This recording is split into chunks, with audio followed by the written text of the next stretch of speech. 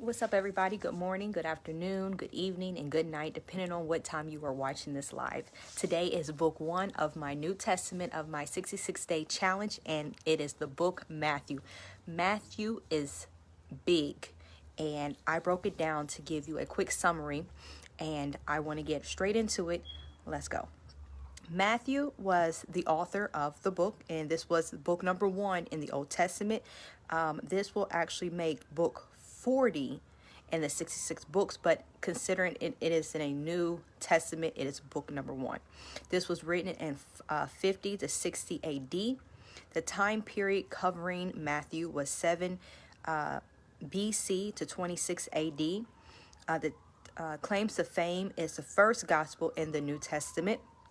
Famous stories include the visit of Magi, the baby Jesus, Herod slaughtered of the infants, and Jesus' parents fleeing him to Egypt to escape.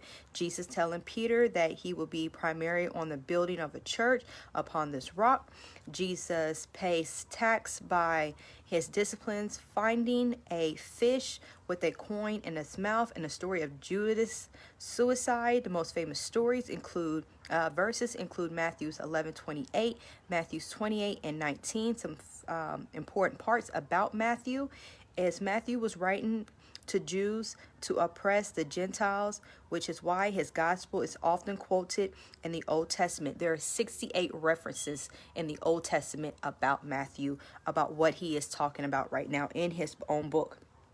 Some book may contain the genealogy, which dates all the way back to Abraham, which means that's extremely important, meaning Jesus can't just be a random person. He can't just be somebody from the crowd. He has to come from Abraham. Then you got Jacob and Isaac, and you go all down the list, and you got David, and you got Ruth, keep going down, and then you have Jesus.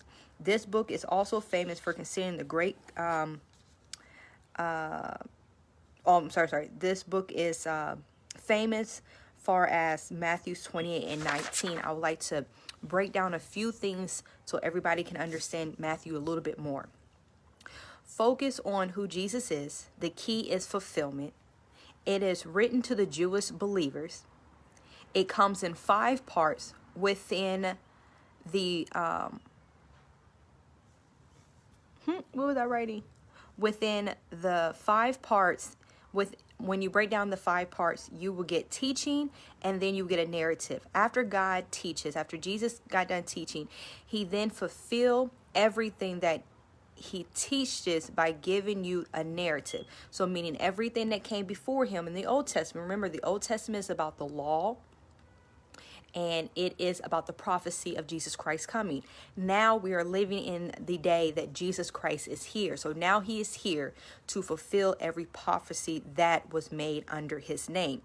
There are 68 references in the Old Testament about what Matthew's talking about, and there's 23 prophecies that God fulfilled. That's a key word, fulfill, in Matthew alone. Chapters, the sections can be broken up in, again, 5 sections.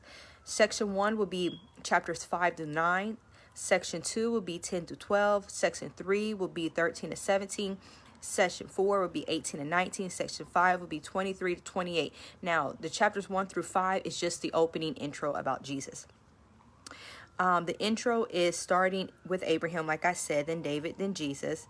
The birth, then John, which fulfills 6 prophecies that came true, meaning birth of the virgin, birth in Bethlehem, escape from Egypt, running away from the murder, the king that killed, then John the Baptist, and then Jesus' ministry on Goliath. And that is like a sum of a breakdown so people will understand what Matthew's about. When it comes to Matthew was teaching about the Word of God, but in order to get the reference for you to understand, you have to look at it as this. When they said Jesus is coming, he will be like a new Moses. So everything Moses did, Jesus himself made it, he fulfilled the prophecy, the narrative of the prophecy by Jesus went on the mountain and received a word. I can't remember exactly what he did, but Moses went on the mountain and did something. And then when God showed up, God teaches on the mountain with love. So every prophecy that Moses or those who came before him came true.